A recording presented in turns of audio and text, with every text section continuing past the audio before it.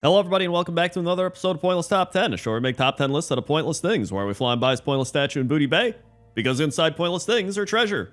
Let's begin. 10. Number 10 is the Jewel of Hellfire, and the Jewel of Hellfire is a toy that you find on an orc skeleton on the northern coast of the Tannin Jungle, and using the toy turns you into a Minari Eridar with a glowing jewel sticking out of your forehead for 5 minutes. And this actually is a reference to two different things, one of which is the Soul Stones in the Diablo franchise, which seems to be the one that everybody keeps talking about, but if you actually read the toy, it says use applied directly to the forehead, which instantly brought me back to those old head-on commercials, which would just be like, head-on, apply directly to the forehead, head-on, apply directly to the forehead, head-on, apply directly to the forehead. And nobody knew what it was for, it just told you to apply it directly to your forehead. And you were like, what, is it for headaches, or what is it for? And from everything I looked into, it was literally just some placebo wax goop you rubbed on your forehead that made you think your headache was gonna go away. So it was pretty bad, but the commercials were catchy. And so that's why the Jewel of Hellfire is number 10. 9. Number 9 are Rachel and Roscoe, who are located in the Ledgerman Lounge in Dalaran. And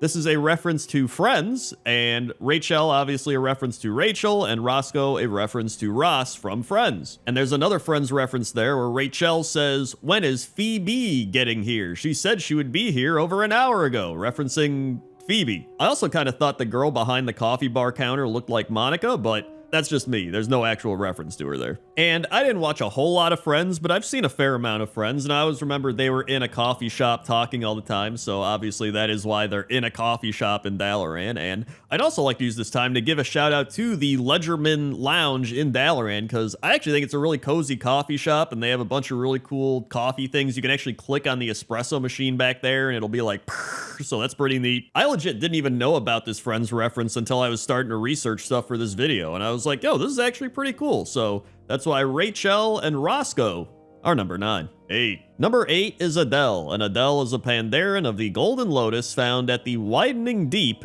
in Townlong Steppes. And if you couldn't put it together, she is rolling in the deep, which is, you know, the song that she made that everybody knows, where it's like, rolling in the deep. I don't have to sing it. But she's literally in the widening deep and she's rolling, so rolling in the deep. You get it? Ho, clever. And I wouldn't even say I'm that big of an Adele fan. I mean, in fact, I wouldn't say I am a fan. I'm just kind of indifferent. I'm not, for or against her music or her, but I'm just kind of like, whatever. But I think this reference to her is just amazing. Like, I love the fact that she's just rolling around. She's literally just rolling around everywhere, can't be stopped. Just non-stop rolling. You look around like, wait, what is that thing rolling? You're like, oh, it's just Adele. Oh, okay. Oh, okay, that makes sense. And so I think this is one of their more clever pop culture references, and that's why Adele is number 8. 7. Number 7 is Gordon Tramsey, and Gordon Tramsey is a human chef located at the Steam Pools Resort in Feralus, and if you could not guess, it is a reference to Gordon Ramsay. And I actually am a big Gordon Ramsay fan, which is why I put him on this list, but I do feel like they did him a disservice by not giving him some crazier lines. Like, you talk to him once and he just goes, do you have what it takes to stay in my kitchen? Like, they could have had him like flip a table. They could have had him been like, get out of here, you donkey. And then had an actual donkey like walk away with you or something. Like, I don't know. There's a lot of things they could have done. I even saw somebody on Wowhead say they could have put him in Hellscream's kitchen and he could have been yelling at everybody in Hellscream's kitchen. Like, there is so many ways they could have went about it, but I guess it's better than nothing. In fact, we probably need a collaboration between Gordon Tramsey and Nami, the panda chef that burns everything. That would be pretty cool. Or pretty hot, because burning stuff, Hell's Kitchen. Sorry, we're gonna move on. That's why Gordon Tramsey is number 7. 6. Number 6 is Logan, and Logan is the leader of the Snowfall tribe of Wolvar found in Dragonblight, and Logan is a reference to Logan, who is Wolverine in the Marvel comics. And you can even see, if you look at his weapons, he has those Wolverine claws attached, which is kind of funny, because I think he already has claws, because he's like a Wolvar type of guy. I don't know, but I do think it's funny that they gave him the super claws that Wolverine has. And just like actual Wolverine, he does keep coming back to life, right? He just spawns every time you kill him, he comes back. You kill him, he comes back. It's just this is probably the most accurate representation of Wolverine we've ever seen. And funnily enough, I think I've done this quest like numerous times and I never pieced it together that this guy is a reference to Wolverine. I don't know why. It's just one of those things where you put your mind on autopilot and you're just like, slay Logan. All right, I did it. Anyway, next quest. And then once I was looking up references, I realized that this guy's a reference. I was like, wow, I just glanced over this numerous times in a row. But I'm not glancing over it anymore. And that's why Logan is number 6. 5. Number 5 is Charlie the Unicorn, and Charlie is a dead unicorn found lying atop Eldrinil Peak in Azuna, and next to him are the treacherous stallions Devious Sunrunner and Sinister Ley Runner. After you defeat the treacherous stallions, you get a treasure of 70 order resources and an enchanted Sunrunner kidney next to Charlie. And so this is a obvious reference to Charlie the Unicorn, which was the insane video back in the day where he goes to Candy Mountain and they take his kidney in there. And going back and watching that video really reminded me of some of the weird stuff that even we grew up with. Like, everybody talks about the kids and their skibbity toilets and all that, but we also had some pretty weird stuff, even like salad fingers and all those things. So finding this reference really did send me down a weird path of memory lane and nostalgia, and I'm kind of glad about that. So that's why Charlie the Unicorn in Azuna is number 5. 4. Number 4 are Larion and Muigan, who are references to Mario and Luigi. And back in Classic WoW, they used to ask people to kill the blood petal lashers, which pretty much resemble piranha plants, but now they sit at 2 watchtowers at Marshall's stand just looking around. And then if you talk to Larion, he says, "Ugh, these pests keep me busy night and day.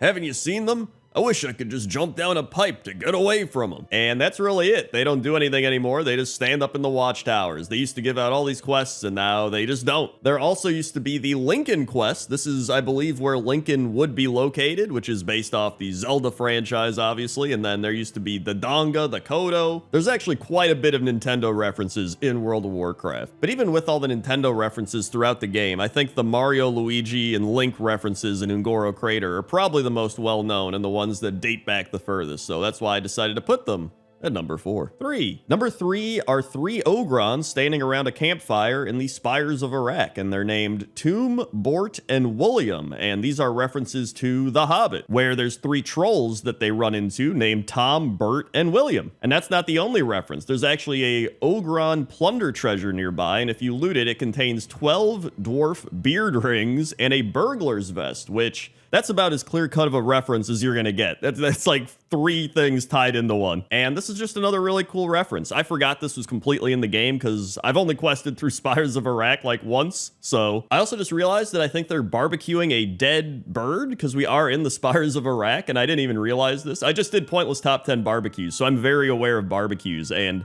that is definitely a dead Spires of Iraq bird being barbecued. So a little bit of a unexpected thing to see there, but you know, maybe there were some Spires of Iraq birds in Middle-earth, who knows? But that's why Tomb, Bort, and William are number 3. 2. Number 2 is Robin, and Robin is a Djinn found in the South Sea in Draenor Nagrand. When you free him from his ever-burning lamp, he proclaims phenomenal cosmic powers before shrinking back down and adding itty-bitty living space. And this is clearly a reference to Robin Williams, who played the genie in Aladdin as well as numerous other roles. In fact, they do actually have other references around here referencing Mrs. Doubtfire, Mork and Mindy, and I think a couple other things. And I think this is just one of the coolest pop culture references that they've done. It's just a really cool tribute to Robin Williams, making him the genie from Aladdin and showing off so many of the things that he's been in, and then giving him a really big space, actually. He's got like practically this whole island. And from the things I was looking into, it appears that Robin Williams also was a fan of the Warcraft series. I don't know if he specifically played a lot of World of Warcraft or Warcraft stuff, but it seems like he was a fan. So that's pretty cool too. So that's why Robin is number 2. 1. And number 1 is the Plants vs. Zombies farm located in Hillsbrad Foothills. And I had to put this at number 1 because I feel like an entire quest line with its own dedicated area is about as big of a reference as you're gonna get. I mean, I think people forgot how popular Plants vs. Zombies was back then. And so Brazy the Botanist says, "Help, help, crazy undead are attacking my farm. That psycho warden over at the sludge fields is probably responsible for this mess. Help me fight off the zombies." Although they do call this quest Peace Bloom vs. Ghouls, so you think he'd say ghouls, but it doesn't matter. And for completing the quest, you end up getting the Singing Sunflower, which I'm sure many of you have seen and heard in the game, especially when you're waiting for a boss to be pulled in a raid, and it's just going doo doo doo doo doo doo doo. But yeah, I was just thinking of all the pop culture references, and I was like, this is one of the most dedicated pop culture reference bits I've seen in World of Warcraft, and I had to put it at number 1, so that's why the Peace Bloom vs. Ghouls is number 1. Hey everybody, thanks for watching this episode of Pointless Top 10. If you want more Pointless Top 10s, you can go check out things you never noticed in World of Warcraft. I guarantee there's something you never noticed on that list. Or if you want something more pointless, go watch Pointless NPCs. Also, consider supporting the channel on patreon.com/crendor or by becoming a channel member. Okay? Okay. See you.